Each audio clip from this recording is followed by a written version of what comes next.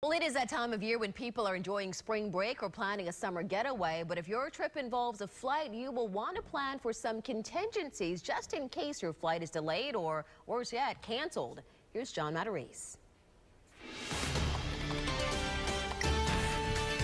Nowadays, when the weather starts getting bad, airlines start canceling flights. New Tarmac rules mean airlines face fines for long passenger delays. So if storms are coming, airlines will now cancel your flight rather than risk delays, according to a new report in Time magazine.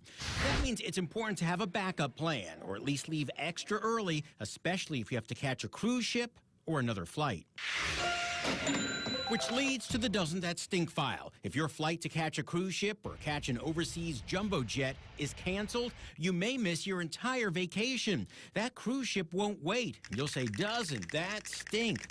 So 3 tips. 1, look up backup flights in case yours is scrapped. 2, never schedule a tight connection to a cruise or international flight. And 3, consider travel insurance that covers for canceled planes. Sure, you don't want to be a worrywart. That can take the fun out of your vacation. But it's still a good idea to have a backup plan just in case weather or other factors cancel your flight. And that way you don't waste your money. I'm John Matarese.